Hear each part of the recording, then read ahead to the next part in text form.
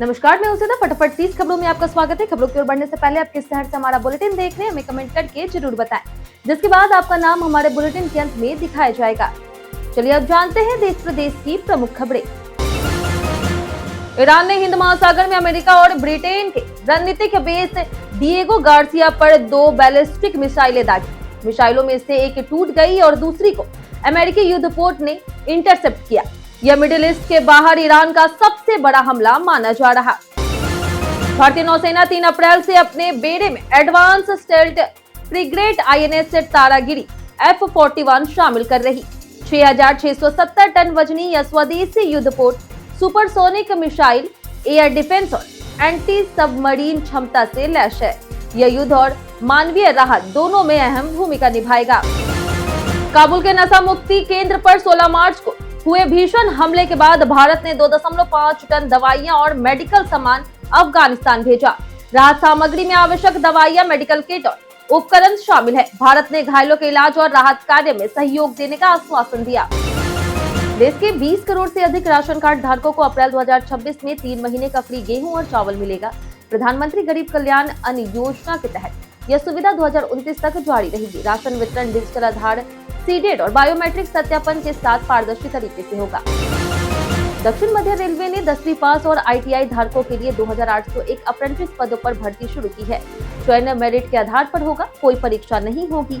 वहीं ऑनलाइन आवेदन प्रक्रिया चल रही और अंतिम तिथि 11 अप्रैल है।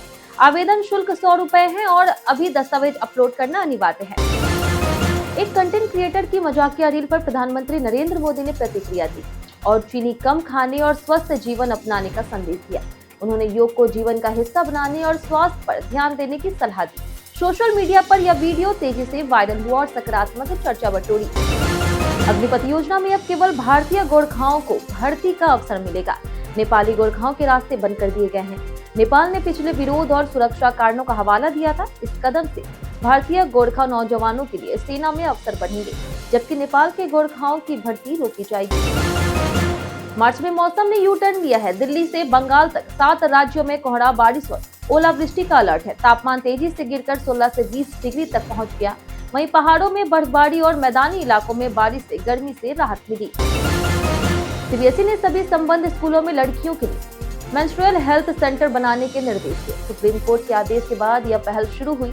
वहीं सेंटर में सैनिटरी नैपकिन सुरक्षित निपटान, हेल्थ सेशन और जागरूकता कार्यक्रम होंगे ताकि स्कूलों में सुरक्षित और सम्मानजनक माहौल सुनिश्चित हो। जोमेटो ने प्लेटफॉर्म फीस में 2.40 रुपए की बढ़ोतरी कर 14.90 रुपए कर दी है। इससे हर ऑर्डर महंगा होगा। स्विगी भी लगभग समान फीस ले रही। नई food delivery company Rapido Bengaluru में एंट्री कर चुकी है। बढ़ती ईंधन कीमतों से खर्च यूजर्स पर पड़ेगा। आज भारतीय सराफा बाजार में सोने और चांदी की कीमतों में हल्की गिरावट दर्ज हुई है। 24 कैरेट सोना 14,890 प्रति ग्राम और चांदी 2,54,900 रुपए प्रति किलो पर ट्रेड कर रही। वैश्विक दबाव और उच्च ब्याज दरों के चलते पिछले कुछ दिनों से उतार चढ़ाव जारी है। चैती छठ हिंदू धर्म का 4 दिवसीय महापर्व है, जो सूर्य देव और छठी मैया को समर्पित है। यह 22 मार्च से 25 मार्च तक मनाया जाएगा। वहीं व्रती महिलाएं नहाए खाए खरना और 36 घंटे का निर्जला उपवास रखकर सूर्य को अर्घ्य देती है। परिवार की सुख समृद्धि की कामना करती है। भारत के 2 LPG टैंकर पाइन गैस और जगवसत स्ट्रेट ऑफ हॉर्मुज में ठहराव के बाद फिर से यात्रा शुरू करने वाले हैं। यह भारत की रसोई गैस सप्लाई के लिए महत्वपूर्ण है। सरकार और PM मोदी सुरक्षित आवाजाही पर निगरानी रख रहे हैं। 48 साल बाद श्री जगन्नाथ मंदिर के रत्न भंडार की गणना 25 मार्च से होगी। इसमें स्वर्ण आभूषण, रत्न और धरोहरों की डिजिटल रिकॉर्डिंग की जाएगी। रिजर्व बैंक अधिकारी और जेमोलॉजिस्ट निगरानी करेंगे। इन्वेंट्री पारदर्शी तरीके से पूरी होगी। श्रद्धालुओं की सुविधा और दर्शन व्यवस्था का ध्यान रखा जाएगा। रेलवे मंत्रालय ने रनिंग स्टाफ का किलोमीटरेज अलाउंस बढ़ा दिया है, जो 1 जनवरी 2024 से लागू होगा। लोको पायलट, गार्ड और असिस्टेंट स्टाफ को इसका फायदा मिलेगा। अप्रैल से बढ़ी हुई रकम एरियर समेत खाते में आएगी, जिससे लंबी दूरी और कठिन ड्यूटी करने वालों की आमदनी बढ़ेगी। 19 मार्च को ईरान का पोर्टेबल माजिद सिस्टम अमेरिकी F-35 को इमरजेंसी लैंडिंग के लिए मजबूर कर दिया। भारत के पास मौजूद S-400 सुदर्शन चक्र उससे भी शक्तिशाली है, जो स्टील्ड विमानों और लंबी दूरी के लक्ष्य को मिनटों में ट्रैक और नष्ट करने में सक्षम है। रणवीर सिंह की फिल्म धुरंधर द रिवेंज ने 48 घंटों में बॉक्स ऑफिस पर तहलका मचा दिया। 2 दिनों में फिल्म ने वर्ल्ड वाइड 370 करोड़ रुपए कमाए और प्रभास की आदि पुरुष तथा ऋतिक रोशन की जूनियर एनटीआर की वॉर 2 के लाइफ टाइम रिकॉर्ड तोड़ दिए। भारत में 2 दिनों में नेट 226 करोड़ का कलेक्शन हुआ। सोशल मीडिया पर वायरल दावा कि अमेरिका ने ईरान पर हमला करने के लिए भारत से सैन्य मदद मांगी, पूरी तरह से फेक निकला है। विदेश मंत्रालय ने फैक्ट चेक कर बताया कि अमेरिका ने ऐसा कोई निवेदन नहीं किया और भारत अपनी जमीन का इस्तेमाल किसी हमले के लिए नहीं करेगा।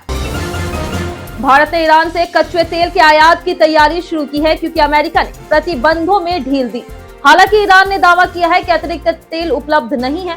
भारतीय रिफाइनर इस स्थिति पर नजर रखे हुए हैं और घरेलू ईंधन आपूर्ति स्थिर रहने के लिए वैकल्पिक स्रोतों पर भी विचार कर रहे हैं। केंद्रीय रक्षा मंत्री राजनाथ सिंह ने 100 नए सैनिक स्कूल खोलने और एनसीसी कैडेटों की संख्या 20 लाख करने की घोषणा की। लड़कियों के प्रवेश पर जोर, नेतृत्व और देशभक्ति के मूल्य सिखाने के लक्ष्य के साथ यह कदम युवाओं में अनुशासन, फिटनेस और राष्ट्र निर्माण की दिशा में महत्वपूर्ण मील का पत्थर है। पीएम मोदी ने ईरान के राष्ट्रपति को ईद और नवरोज की बधाई दी और मिडिल ईस्ट में शांति और स्थिरता की आशा जताई। उन्होंने जरूरी इंफ्रास्ट्रक्चर पर हमलों की निंदा की और ईरान में रह रहे भारतीयों की सुरक्षा के लिए धन्यवाद किया। राष्ट्रपति द्रौपदी मुर्मू ने परिवार के साथ गोवर्धन पर्वत की 21 किलोमीटर परिक्रमा की। उन्होंने गिरिराज जी के दर्शन किए, दूध से अभिषेक किया और प्रसाद चढ़ाया। राज्यपाल आनंदीबेन पटेल भी साथ थी। परिक्रमा, गोल्फ कार्ट और पैदल पूरी की गई। इसके बाद वे हेलीकॉप्टर से दिल्ली रवाना हो गई। भारतीय रेलवे रेल वन ऐप में नई सुविधा जोड़ने जा रहा। अब यात्री ट्रेन टिकट बुक करते समय ही स्टेशन से गंतव्य तक टैक्सी बुक कर सकेंगे। इससे समय की बचत, सुरक्षा और सुविधा बढ़ेगी। यह कदम यात्रियों के सफर को आसान, सुरक्षित और स्मार्ट बनाएगा। भारत को 2011 वनडे वर्ल्ड कप जिताने वाले कोच गैरी कस्टर्ड ने पाकिस्तान क्रिकेट बोर्ड पर बाहरी दखल और दबाव के लिए सवाल उठाए। उनका पाकिस्तान में कार्यकाल विवादों भरा था। अब कस्टर्ड को श्रीलंका का मुख्य कोच नियुक्त किया गया और उन्हें 2027 वनडे वर्ल्ड कप के लिए टीम तैयार करनी होगी। स्टेट बैंक ऑफ इंडिया को असेसमेंट वर्ष 2023-24 के लिए इनकम टैक्स विभाग से 6,338 करोड़ का डिमांड नोटिस मिला। बैंक ने कहा कि इसका कारोबारी कामकाज पर असर नहीं पड़ेगा और वह अपील दायर करेगा। शेयर बाजार में एसबीआई का प्रदर्शन अब भी मजबूत बना है। 1 अप्रैल 2026 से लागू होने वाले नए इनकम टैक्स नियम 2025 में डिजिटल कारोबार, कर्मचारी भत्ते, ईएसओपी, शेयर मूल्यांकन, विदेशी सौदे और जीरो कूपन बॉन्ड पर स्पष्ट नियम शामिल है। इसका उद्देश्य टैक्स सिस्टम को डिजिटल, पारदर्शी और फॉर्मूला आधारित बनाना है, जिससे अनुपालन आसान और विवाद कम होंगे। भारत छठी पीढ़ी के फाइटर जेट में शामिल होने पर विचार कर रहा ताकि एएमसीए प्रोजेक्ट के साथ साथ वैश्विक तकनीकी भी हासिल हो। चीन पाकिस्तान की बढ़ती ताकत और आधुनिक युद्ध की चुनौतियों को देखते हुए आईएएफ जीसीएपी या एफसीएएस कार्यक्रम में साझेदारी कर भविष्य के युद्ध क्षेत्र के लिए तैयार हो रहा। सीएम ने राहुल गांधी पर निशाना साधते हुए कहा कि वे बीजेपी की बी टीम है और चीजें समझने में दिक्कत होती है। पश्चिम बंगाल में मतदाता सूची से जुड़ी अपीलों के लिए 19 ट्रिब्यूनल बनाए गए हैं। 5 राज्यों में 23 अप्रैल से चुनाव होंगे, 4 मई को परिणाम आएगा।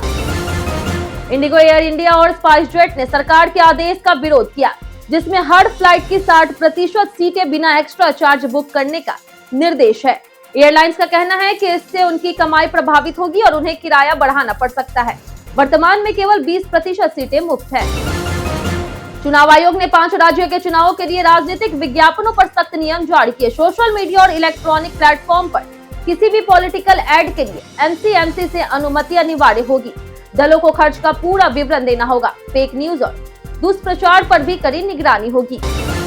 बीते दिन आप लोगों में से बहुत लोगों ने हमारे वीडियो पर कमेंट किया था। जिन्होंने हमारे वीडियो पर कमेंट किया उनके नाम है बाबूलाल मरांडी, रवि मोहन वर्मा, राकेश मिश्रा, विकास कुमार, संजीव कुमार, सुदीप भारती, मुन्ना चौहान, श्याम तिवारी, ओम प्रकाश यादव, सुशील मंडल, देवी कुमारी, दीपक कुमार, राकेश कुमार, अंजलि कुमारी, अमित कुमार, प्रसाद यादव, भारत यादव और राम कुमार पासवान। इसी के साथ बढ़ते आज का सवाल। तो आज का सवाल है, भोजपुरी सिनेमा या फिर लोक संस्कृति में आपको क्या सबसे ज्यादा पसंद है? आज के लिए सिर्फ इतना ही। हमारे साथ बने रहने के लिए धन्यवाद।